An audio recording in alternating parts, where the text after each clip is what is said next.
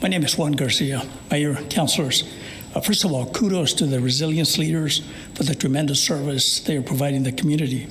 Also, I'd like to thank Peter Goodman for elevating the attacks on Carlos' small businesses in the local media.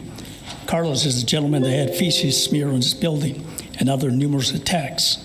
On the downside, small businesses and citizens continue to be terrorized, and we will continue to advocate for those forgotten victims. I met with Vanessa, owner of Nessa's Coffee Shop on Picacho, whose window was broken, about $500 worth of damage. Nothing to gain, pure hate, because criminals know there are no consequences.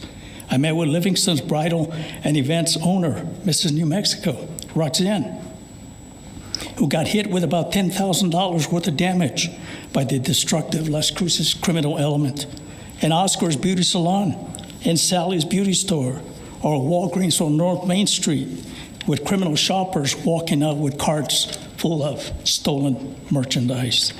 We wrote to Representative Cadena, who represents Carlos, and Rubio, and Gallegos, Ferrari, Madrid, Cervantes, along with Senator Steinborn, Souls, Hamblin, addressing the continued attacks on Las Cruces small businesses. Zero response, nada. How many small businesses have come and shared their suffering? Hundreds, perhaps, maybe more, but silence. So where are the New Mexico elected officials advocating for deterrence and consequences for these criminal acts? In my opinion,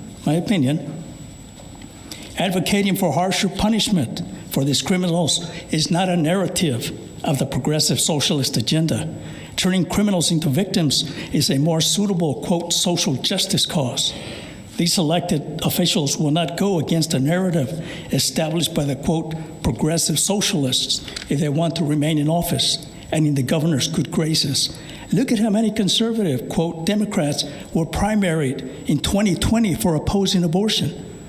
With elections in 2023, if the hundreds of small businesses that have been terrorized meet at the ballot box, perhaps they can elect public officials who will truly represent them.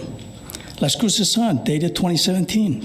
When the council approved Las Cruces as a welcoming community, quote, then Mayor Pro Tem Sark stated, I feel that we need this kind of resolution so that all the people in Las Cruces can feel safe. He continued, later adding, nobody wants to live in fear. So you think about this. Let's protect those here that are criminally or illegally, but not the small businesses under attack living in fear today.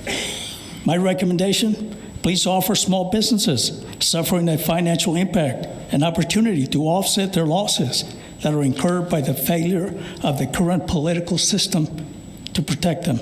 Number two, consider the idea of getting some of the homeless to work with some of the affected establishments in a favorable manner that would benefit both sides. Homeless don't vandalize and steal. Criminals do. Merry Christmas, and let's pray for a better new year.